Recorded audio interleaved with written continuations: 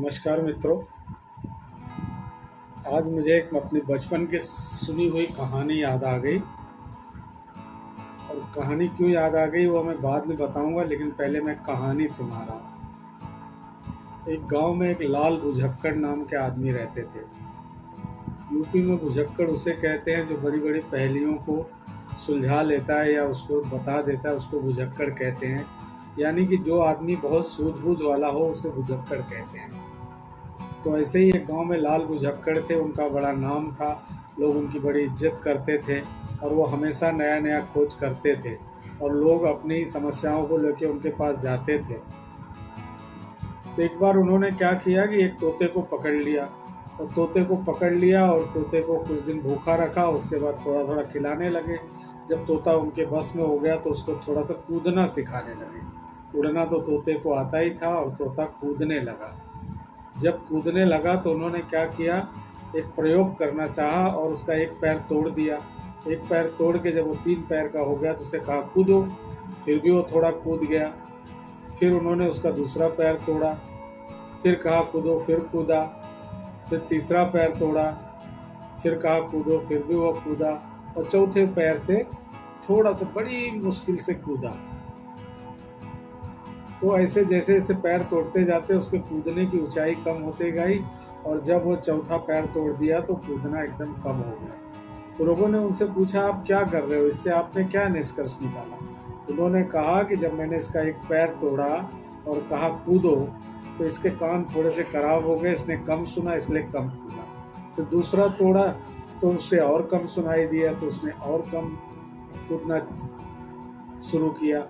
ऐसे जब तीसरे बार कान तोड़ा तो और कम सुनाई दिया। जब चौथा तोड़ा तो उसे एकदम कम सुनाई दिया। उसके बाद अब मैं इसे कहता हूँ कूदो तो ये कूदता नहीं है। तो इससे ये प्रयोग हुआ कि तोते का पैर तोड़ने से उसके कान खराब हो जाते हैं। अब आप इस कहानी को सुनेंगे तो कहेंगे ये तो पागल आदमी को भी मालूम है कि पैर तोड़ दोगे किसी को तो कोई कूदेगा कैसे, पैर से ही तो कूदता है।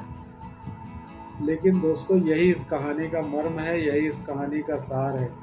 जिंदगी में कभी कभी हमारे साथ 2 घटनाएं हो जाती हैं और हमें लगता है हमारे साथ जो हो रहा है वह इस घटना के कारण हुआ है।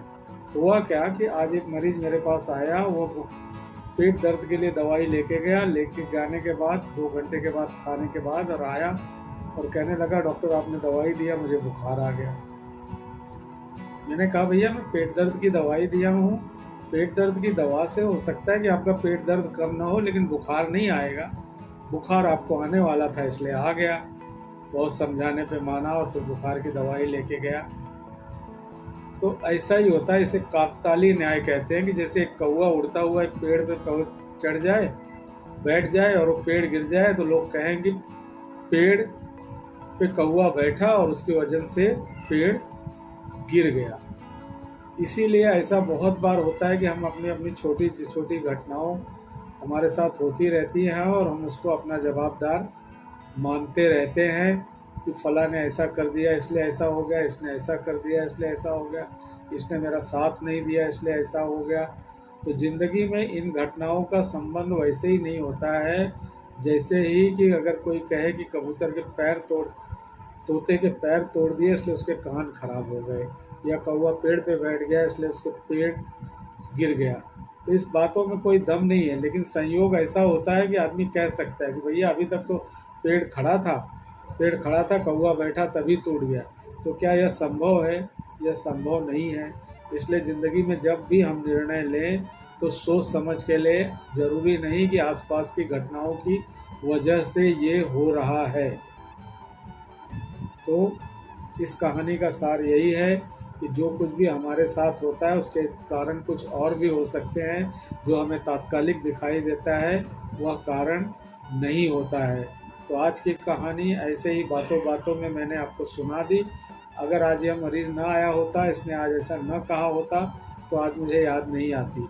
तो ये लाल भुजक्कड़ की कहानी आ गई याद और मैंने आपको सुना दिया। तो लाल भुजक्कड़ की कहानी अब यहीं ख़त्म करता हूँ और अगली कहानी के साथ फिर अगली बार मिलूँगा। तब तक के लिए धन्यवाद, नमस्कार।